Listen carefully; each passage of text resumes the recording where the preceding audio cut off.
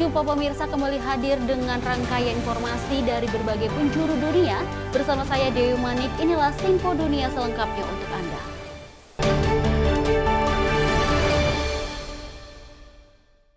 Informasi utama pemirsa, serangan ratusan rudal dan drone Iran mengguncang Timur Tengah akhir pekan kemarin dan memicu pro dan kontra di tengah berlanjutnya perang Israel-Hamas.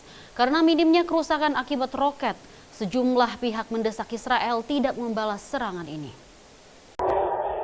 Kota Yerusalem tak luput dari lintasan ratusan rudal yang ditembakkan Iran pertengahan April, dan sebagian besar ditangkal oleh Iron Dome atau sistem pertahanan udara kuba besi, termasuk yang terlihat di atas kompleks Masjid Al-Aqsa ini. Romo Albertus Gesu asal Flores, NTT, menceritakan kondisinya saat itu. Sekitar jam 1.45 itu sirene bunyi. Buka jendela dan ngelihat cukup banyak yang tiba di Yerusalem dan ditangkis oleh Iron Dome. Tapi itu berlangsung, sirenenya mungkin sekitar 10-15 menit gitu ya, cukup lama. Romo Albertus juga sempat mengalami penembakan ratusan roket dari Gaza saat awal perang. Tapi kali ini serangan rudal lebih menegangkan. Mungkin untuk ukuran daya ledak atau mungkin untuk ukuran presisi, kalau mereka itu bisa tiba di Israel, pasti jauh lebih merusak daripada misil yang punya Qassam yang punyanya dari Gaza itu. Karena kan jauh lebih besar balistiknya yang dari Iran. Cuman kan karena juga ditangkis gitu kan, jadinya tidak terasa seolah-olah dari segi kuantitas tidak sebanyak yang dihadapi sebelumnya. Serangan rudal dan drone ini adalah serangan langsung pertama Iran ke Israel. Setelah sebelumnya, Iran dituding menyerang secara tak langsung. Sejak meletusnya perang Israel-Hamas, Iran lebih banyak bertindak lewat kelompok-kelompok proksinya, yaitu Hamas di Gaza, Houthi di Yaman, dan Hizbullah di Lebanon. Serangan rudal dan drone oleh Iran ini memunculkan polemik di Israel. We cannot leave this open file without some retaliation. But the kind of retaliation is going to be measured in the sense that Israel doesn't want to lead to a regional war. Tapi analis lain menilai ada baiknya Israel menahan diri dan menggunakan momentum ini untuk menyatukan langkah menghadapi Iran. I'm sure Israel will be able in the future to retaliate in Iran in a different way. We have a lot of capabilities, and I think it will be much more devastating for the Iranians if Israel succeeded change the architecture of the Middle East. Lagi pula analis lain mengatakan serangan Iran ini adalah serangan balasan atas serangan di Damaskus, Suriah yang menewaskan pejabat militer Iran meski Israel tak resmi mengakui melakukan serangan itu. If Israel expands this, if Israel carries it on, I think you're just going to see that continued isolation of Israel by the international community. Because I think most in the international community recognize what's happened.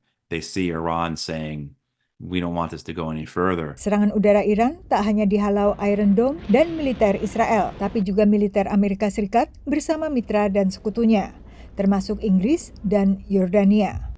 Dari Washington DC, Yuni Salim dan tim VOA. Pemirsa, sementara saat ini Israel mempertimbangkan respon atas serangan rudal dan drone dari Iran.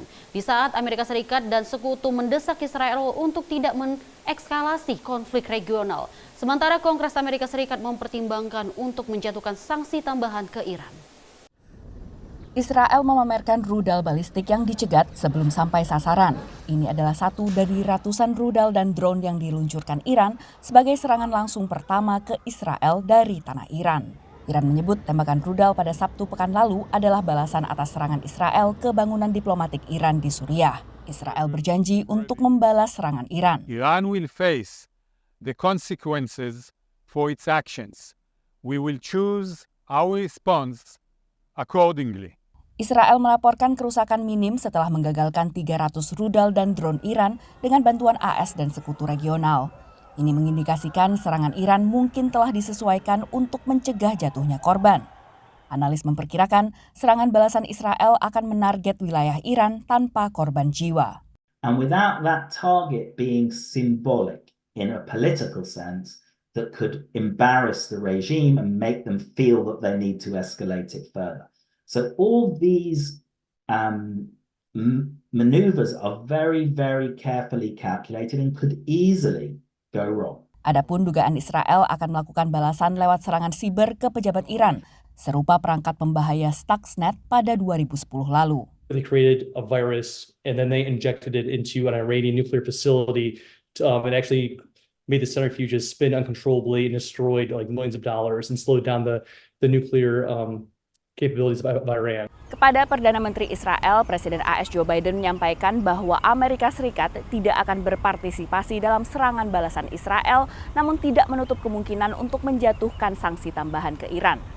Senin lalu, Kongres Amerika Serikat merilis resolusi baru yang berencana untuk meningkatkan sanksi ekonomi ke Iran menyusul serangan ke Israel.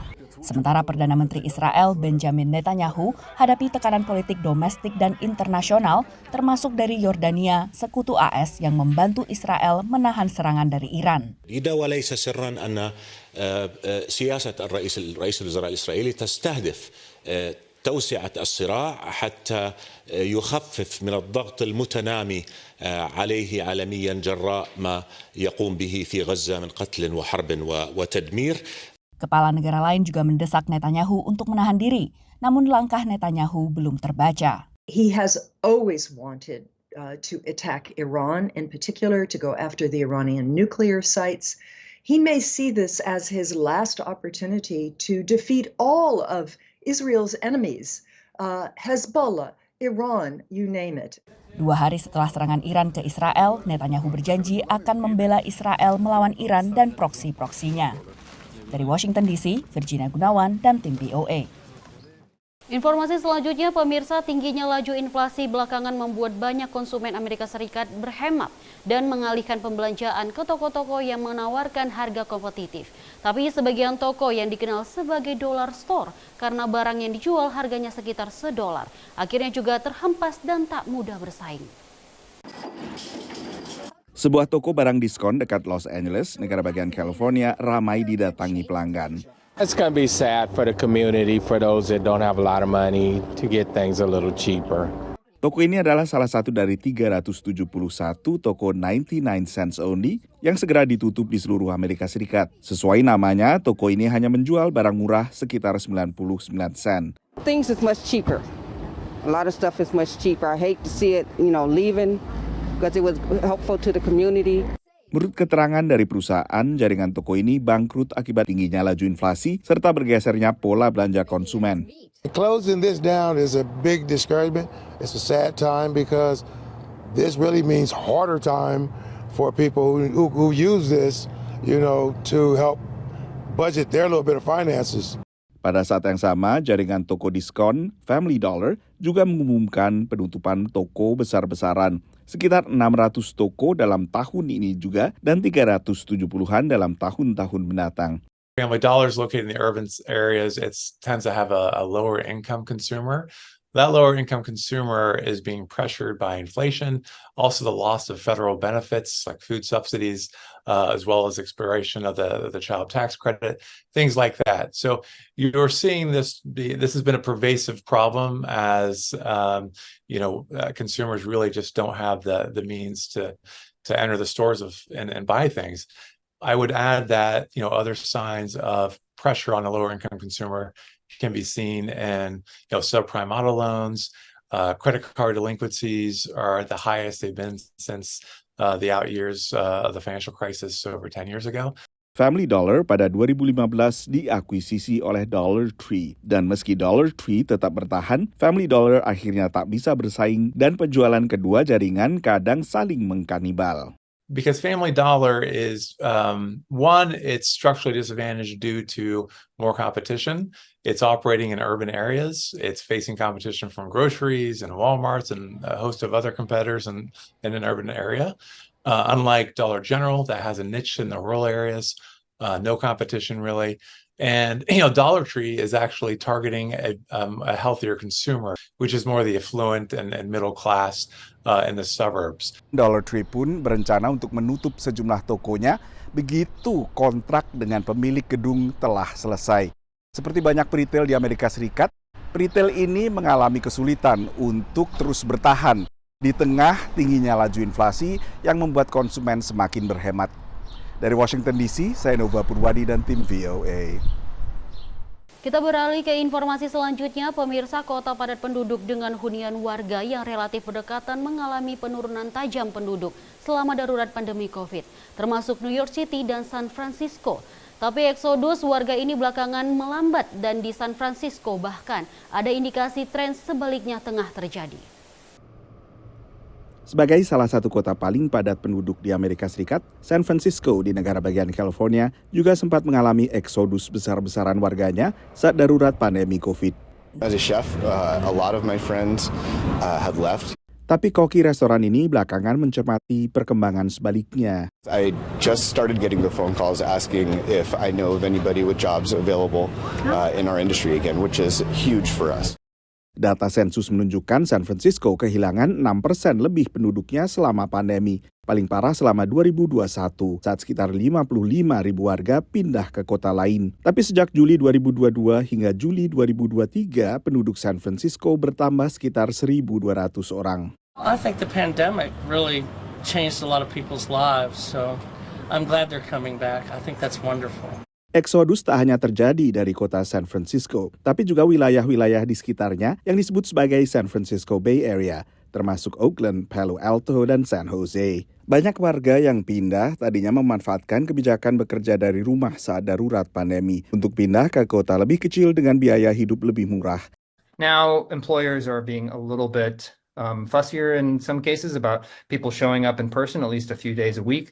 And I think that's drawing people back to California because the dynamic and high-paying jobs, especially in the Bay Area, are still here. Belum lagi kehidupan di kota kecil yang ditinggali sementara belum tentu sesuai dengan gaya hidup warga yang dulunya hidup di kota besar. We spent a lot of time in Tahoe. A lot of people went to Tahoe. They weren't prepared for year-round life in Tahoe.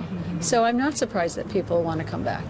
San Francisco sendiri berpenduduk total sekitar 800.000 orang, sementara Bay Area 7 juta orang lebih.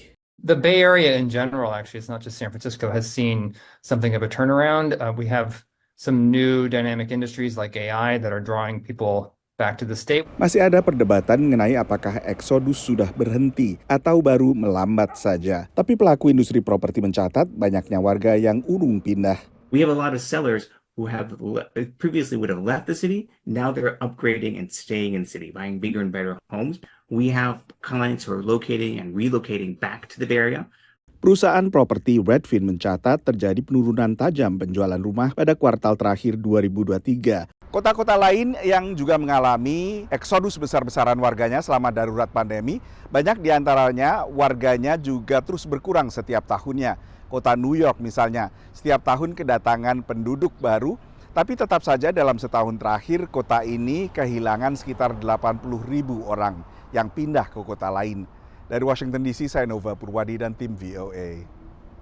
Terima kasih masih bersama kami dalam Sinpo Dunia. Pemirsa, informasi kita lanjut. Pernikahan antar budaya di Amerika Serikat menantang para vendor pernikahan untuk lebih inklusif dan menyediakan estetika dekorasi berbeda. Sejalan dengan demografi Amerika Serikat dan semakin beragam, industri pernikahan berpotensi meraup untuk besar-besaran dalam ceruk pasar ini. Bagi pasangan lintas budaya seperti Amal, keturunan Bangladesh, dan Brian, warga kulit putih dari Minnesota, melangsungkan pernikahan yang mewakili budaya kedua pihak tidaklah mudah. I'm sort of a little wary of going to makeup artists who don't know how to work with my skin tone and my skin coloring. Mereka menemukan ide-ide untuk perayaan pernikahan mereka yang akan datang, yang tidak mudah ditemukan di majalah atau online. We wanted to not have a traditional wedding cake, and there were some really cool vendors here who would do beautiful gulab jamun cake, which I've never heard of before as a cake option, but that's a South Asian sweet. Bertajuk Pernikahan Penuh Warna, pameran pernikahan ini dimaksudkan untuk mendorong bisnis pernikahan di luar warna putih yang lazim dalam budaya barat. So much of the mainstream wedding community doesn't realize that all these businesses exist. Rena memulai bisnis perencanaan pernikahannya pada tahun 2019. Doing a mixed Ethiopian and Indian wedding. Dia pernah mengikuti kelas tentang cara memasarkan perusahaan, yang menurutnya tidak berlaku terhadap semua latar budaya. We're just told, well, you need to have these bright, white, airy photographs. And immediately I'm like, well, that color aesthetic does not apply to every wedding. Hal ini bisa jadi karena vendor kesulitan masuk ke dalam bisnis arus utama yang dikuasai oleh tempat-tempat pernikahan besar. Rena mengatakan bahwa sebagian besar tempat acara bekerja sama dengan sejumlah kecil catering pilihan yang membatasi pilihan untuk hidangan etnik. It's very hard to penetrate into any area. Naaban dan Christian Ampadu menjalankan perusahaan perencana pernikahan yang menawarkan estetika khas Afrika pada dekorasi kuenya. I think the wedding industry lags behind, and some of that is because it is an industry that is selling, quote, tradition. Profesor Catherine mengatakan penting untuk mengikutsertakan para vendor yang menangkap demografi Amerika yang telah berubah. I think we do have a situation because of changes in our U.S. society that more persons of color have a kind of purchasing power and a kind of security in our society that allows them to be customers for professionally produced weddings. Dia memperkirakan industri pernikahan AS akan mengalami lonjakan pasca pandemi senilai lebih dari 50 miliar dolar. Data dari Pew Research Center menunjukkan bahwa ada 17% pasangan beda budaya atau etnis di Amerika Serikat pada tahun 2015.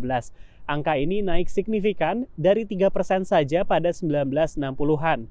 Dan memang pernikahan beda budaya menjadi ladang cuan bagi industri pernikahan Amerika Serikat, di mana rata-rata biaya pernikahan kini mencapai hampir $30.000 atau 470 juta rupiah. Dari Washington DC, saya Rio Tuasikal dan tim VOA. Sebuah komunitas di Alaska, Amerika Serikat hidup secara semi-isolasi dari dunia luar selama 30 tahun di lahan 80 hektar yang mereka kelola. Mereka menanam bahan makanan sendiri dan mendidik anak-anak mereka di rumah. Selamat datang di Ionia, komunitas mandiri di Kasilov, Alaska. Di sini, suasana gotong royong warga begitu terasa. Ionia is like a safe haven that we created 30 years ago. And we had in common trouble thriving and surviving in the modern world as it is. Pada 1987, sejumlah keluarga dari Boston, Massachusetts tidak puas dengan kehidupan perkotaan dan memilih membangun komunitas sendiri. So we created this little village where we could eat simple foods and be involved with nature and learn how to relate more kindly with each other. Mereka pun punya ide nekat, pindah ke Alaska dan membangun wisma, di mana mereka bisa hidup secara gotong royong. We found this land. It wasn't free, but it was $300 down and $300 a month, and we could do that. And we took our first year of permanent funds, which was a whole lot, because it was a bunch of us, and we just pooled them all together, and we're like, wow, that's more money than we've ever seen anywhere. 30 tahun kemudian, Ionia sudah berkembang menjadi komunitas berisi hampir 50 orang dari 3 generasi. Sebagai komunitas, mereka menghemat penggunaan energi dan jadi contoh komunitas lestari.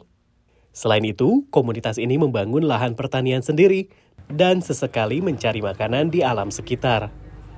Seperti hari ini, di mana mereka mencari rumput laut di Homer. Namun sebelumnya semua masak dan makan bersama. We gotta feed 15 hungry mouses that's gonna harvest beautiful seaweed. And this is a great source of energy, plant-based energy. We're gonna go down to Homer and catch a boat across the bay and pick seaweed for our seaweed for the year. Ramah lingkungan dan gotong royong menjadi semangat komunitas Ionia sejak dulu, kini, dan di masa depan. Komunitas Ionia hanyalah satu dari ratusan komunitas intensional yang menawarkan kehidupan alternatif. Data dari Foundation for Intentional Community mencatat ada lebih dari 700 komunitas sejenis di penjuru Amerika Serikat.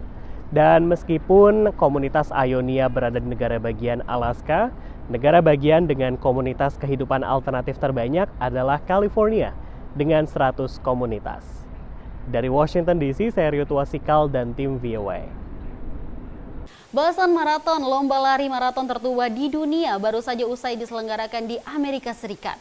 Ajang yang menjadi mimpi bagi banyak pelari di dunia ini diikuti pula oleh pelari-pelari Indonesia yang meraih prestasi maraton prestisius, yakni mendapatkan medali Six Star. Apakah medali itu dan bagaimana perjuangannya? Berikut informasinya untuk Anda. Boston Marathon adalah hari yang spesial bagi pelari dan warga kota. Ribuan orang keluar untuk menyemangati para pelari yang berlari pada jalur sepanjang sekitar 42 km. Tahun ini, lebih dari 29.000 pelari dari 118 negara ikut serta pada maraton tertua di dunia itu, termasuk pelari-pelari Indonesia.